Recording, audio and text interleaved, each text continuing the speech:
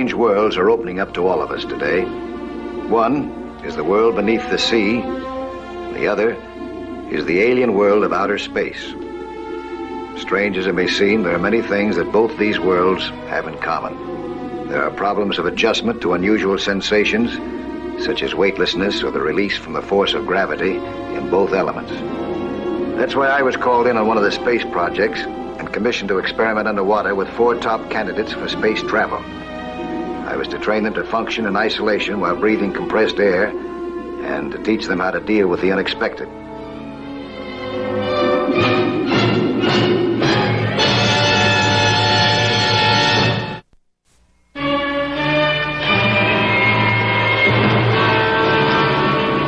The 4 young pilots checked out well in our offshore experiments. Dr. Adams, a specialist in space medicine, and I agreed that they were ready for the big test. The point is to think before you act, especially when you're in a strange environment. That's what you fellas are training for, a strange environment. All right, Doc, let's open up those orders for Phase 3 of Operation Moondive, huh? Hold this chart for me, huh? All right. The Research Institute has set up a supply dump. It's located in the bottom of the ocean in 60 feet of water. See enclosed chart. There it is. All right, supply dump is about 30 miles... Yeah, about 30 miles in from the sea, from the coast there. You'll do mental and physical exercises down there for a solid 6-hour stretch. Oh, boy, 6 hours. You'll also eat down there. And you'll exchange your partially filled air tanks for fresh ones at regular intervals. One of you will remain above on the boat as a safety man. And you'll get regular weather reports on the radio. That's very important because we'll be in the area where most of the hurricanes start. This is the season for them, too. Good luck to you, signed John Martin. Well, looks like we got our work cut out for us, fellas. Sounds rough. Yeah. Especially that 6-hour stretch. You fellas knew what you were volunteering for. You knew it wasn't going to be easy. We moved out to sea and dropped anchor 30 miles out. I went down to check on our underwater supply dump.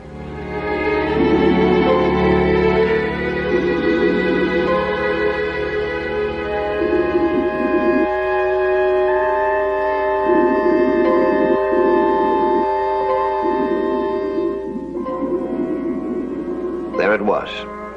Our underwater outpost, a storehouse of scientifically prepared and packaged food and medicine. Also, the usual underwater equipment like air tanks and flares, and many items never used underwater before.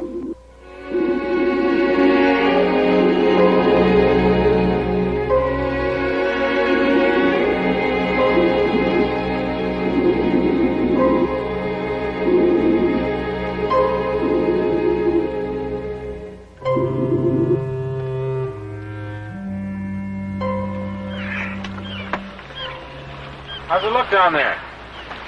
They got everything. It'll be like checking into a first-class hotel.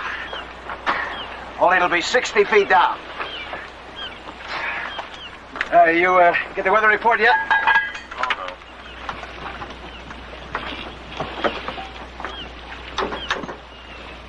no. Operation Moondive calling Weather Recon. Come in, Recon. Weather Recon, this is Operation Moondive. Come in, please.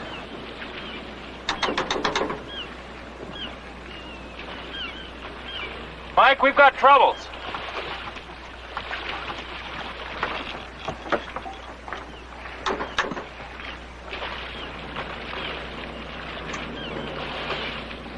There's no filament voltage. Maybe it's a transformer. Have we got a spare? No. We're gonna have to fix it. Might be just a loose connection. I hope so. No weather report, no diving. Well, look, I'm stuck here as safety man anyhow, and the rest of you guys are ready to dive. Well, I majored in electronics. Why don't you let me take a crack at it? Okay. We'll go on down. You give yourself about an hour. If you can fix it then, get the weather report and come on down, huh? An hour should be plenty. Well, it better be. I like being stuck in this area without a weather report. We went down in military style.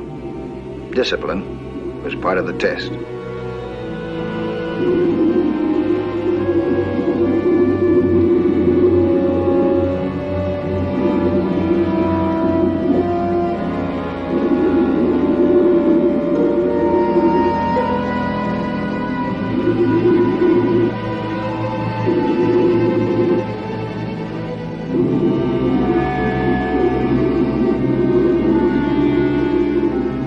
The men were just as surprised as I had been in the sight of an underwater depot. It seemed confusing, but every flask, every container had a specific and vital purpose.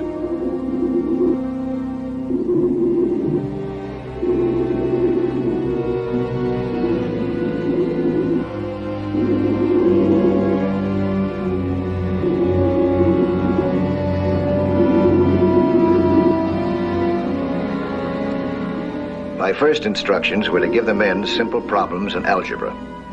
The idea was to see how much the difficult breathing and strange environment would interfere with their concentration.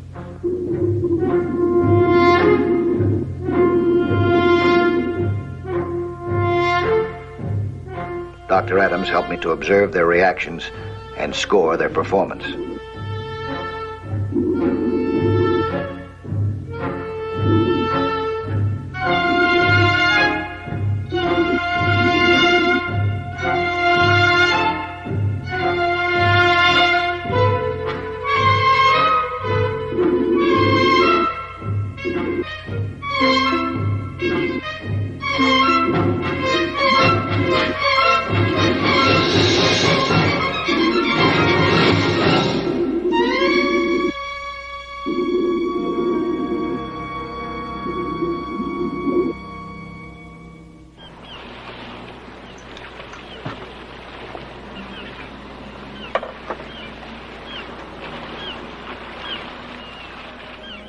The next phase of our experiment was to learn how difficult it was to take adequate nourishment underwater to survive. We tried various methods.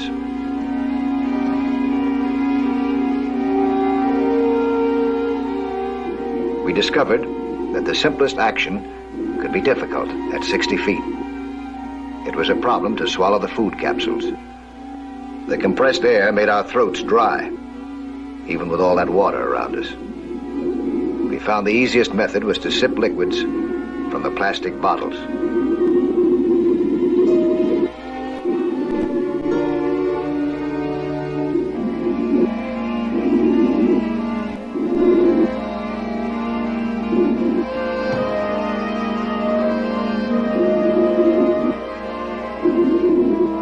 I kept looking up, hoping to see Ed. I thought that all of our problems were underwater, not knowing that 30 miles away and 20,000 feet up, a Hurricane Hunter plane was reporting the formation of a storm to its base. Looks bad. Something's forming up out there. Send out small craft warnings.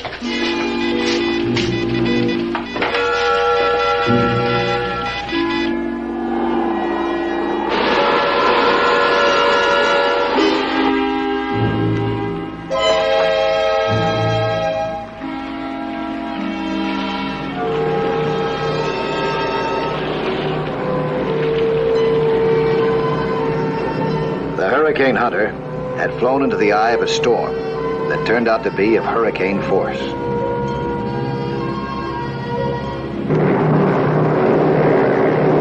We're heading into the storm area now, Commander.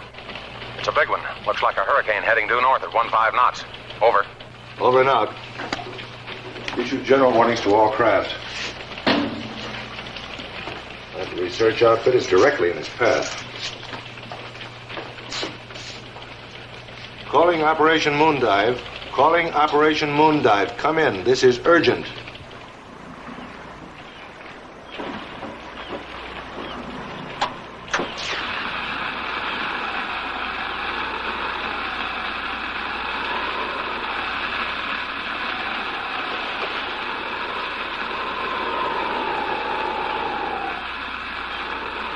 Come in, Moondive.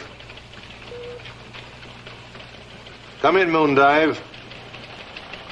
Do you read me, Moondive? This is urgent. Come in, Moondive. This is Moondive. Go ahead.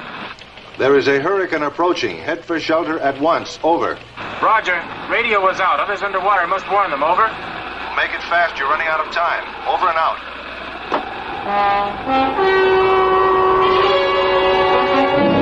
The next phase of the test was playing games, but with a serious purpose. Still testing coordination.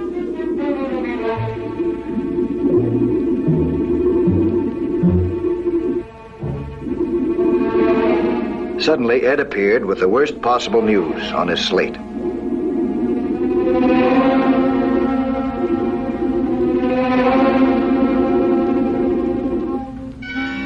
I signaled to the group to follow me to the surface.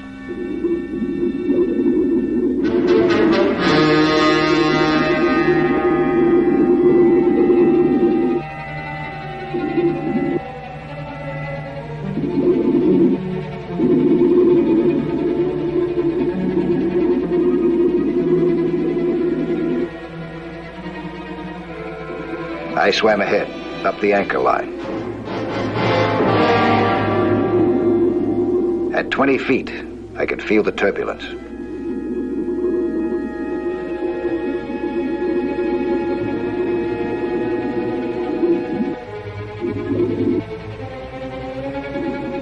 When I saw the slack anchor line coming down, I knew that the winds had torn our boat loose. Unless we could find it, we were at the mercy of the storm. I tried to reach the surface to look for the boat. The turbulence hit me like a sledgehammer. I had the fight of my life to get out of it and go back down.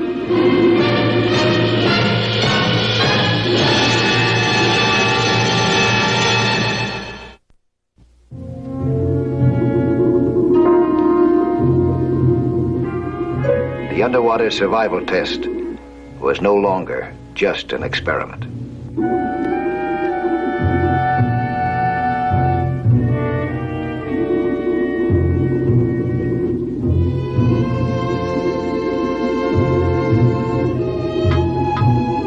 Using the Morse code, I told them that we had to remain below until the hurricane had passed. That this might mean an indefinite number of hours underwater, and the conservation of our limited air supply was now the difference between living or dying. This meant making no unnecessary movements at all. I kept some of the bad news to myself. I didn't tell them that the cold water would steadily drain the heat from our bodies, or that nitrogen narcosis might easily get us if we stayed down long enough. When I got through, we settled down and waited.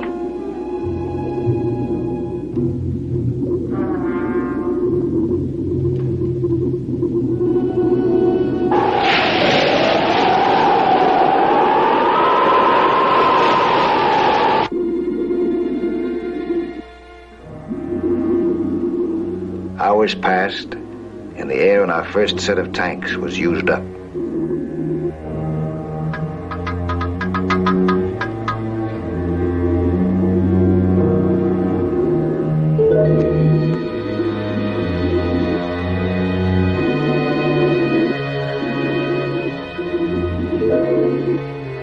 Switching from an empty air tank to a full one is a tricky piece of business, unless you've had experience at it.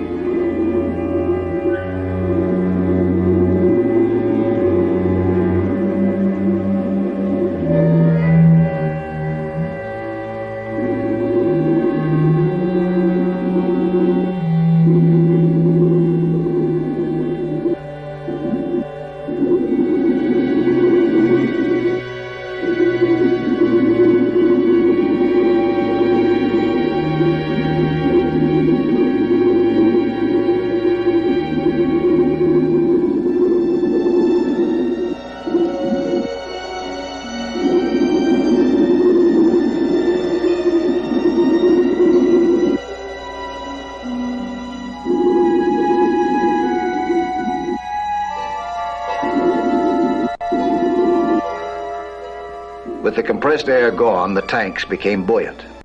I made sure that they didn't float away. I had a plan to use in case of extreme emergency.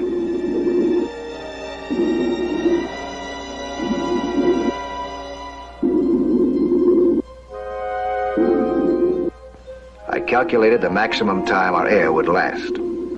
The odds were heavily against us. I measured the temperature of the water. It was 55 degrees. Much too cold for us to last very long.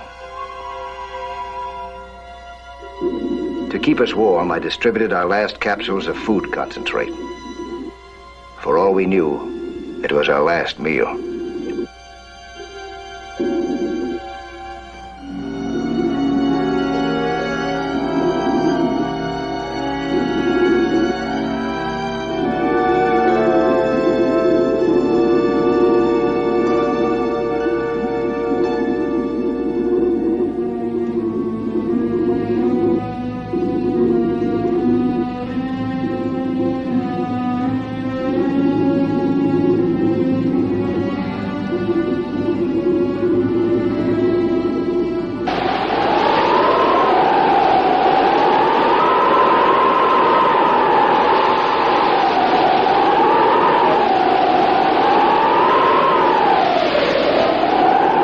The checkerboard had been originally built for use in our series of tests. Now, for a while, it helped keep up our morale.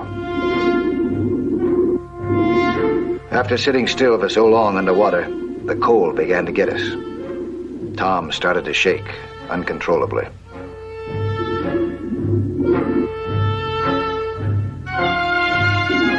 This was no longer a carefully controlled experiment. If Tom's body lost too much heat, he'd lose consciousness soon, which underwater means only one thing: certain death. We tried to massage him.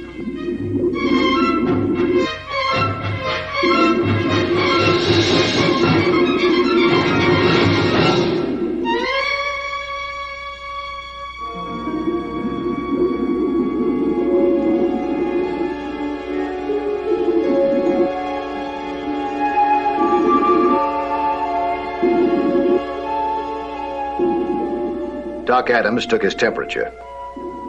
Another new page in underwater medicine. Then he checked his pulse.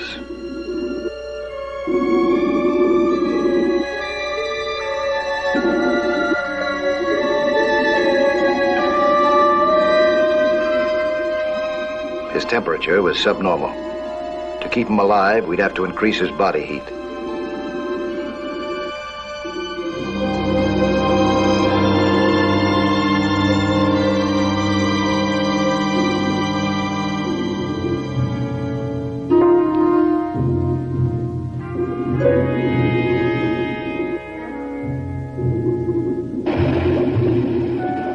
I broke out a flare. The heat from the burning magnesium gave him some relief.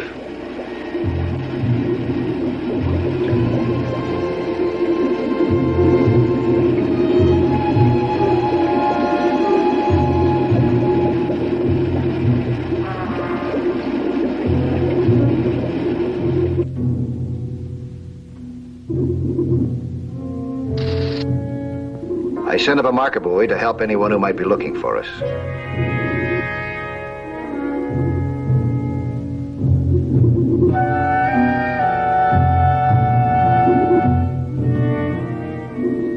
The storm tore the marker buoy apart. There was nothing left for us now but to wait on in our prison and try to fight off the rising panic that could destroy us. Our air supply was dangerously low, and we were freezing as the water relentlessly sucked the heat from our bodies. I was praying that none of us would crack under the strain.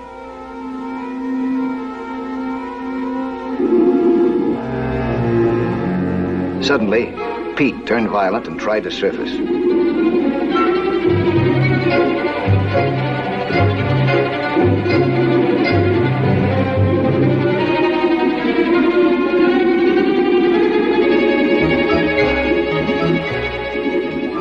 We had to use up our precious air to subdue him and bring him down.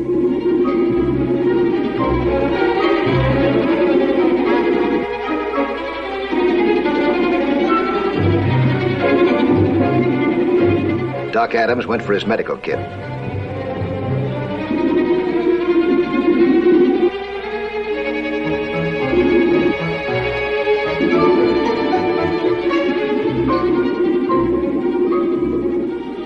He gave him a tranquilizing shot, but it didn't take effect immediately. Probably the first underwater injection.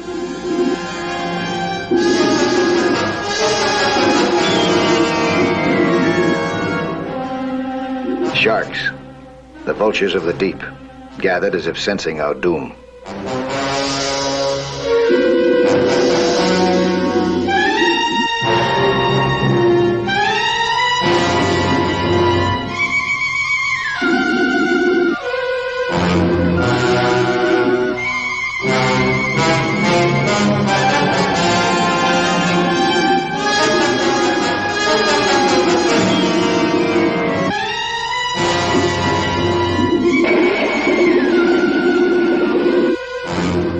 I used our last flare to startle the sharks into a temporary retreat, but I knew that they'd be back.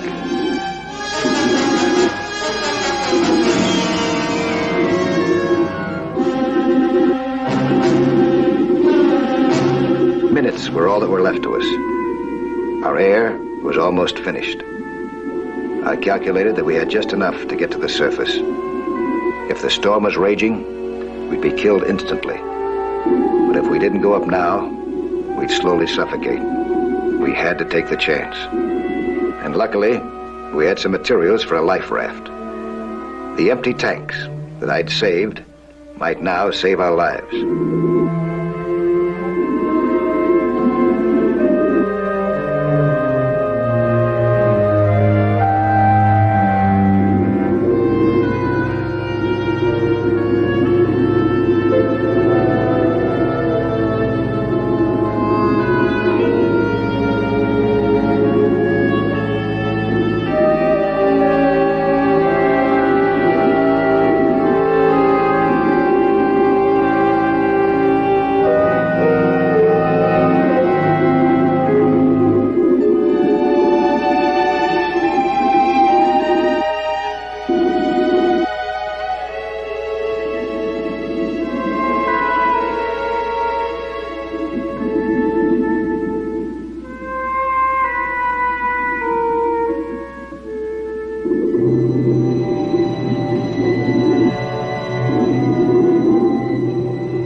Agonizing work to build a raft in a state of shock. But we finally made it, and we moved up toward whatever was waiting for us on the surface.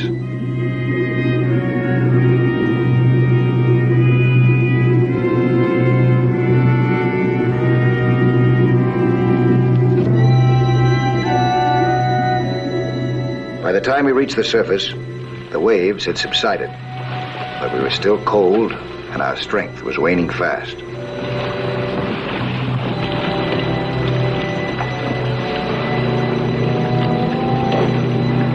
We heard the sound of an engine. The Coast Guard hadn't forgotten us. A helicopter was approaching.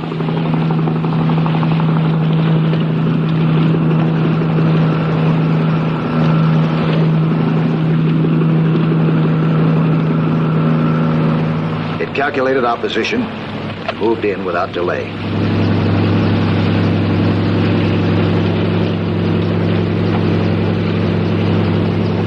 When the Coast Guard officer threw us a tow line, my companions were saved to be the first crew of a spacecraft. I'd like to make a sizable bet that they'll never have a tougher test than the one that we had in the clear tropical waters off the southern tip of Florida.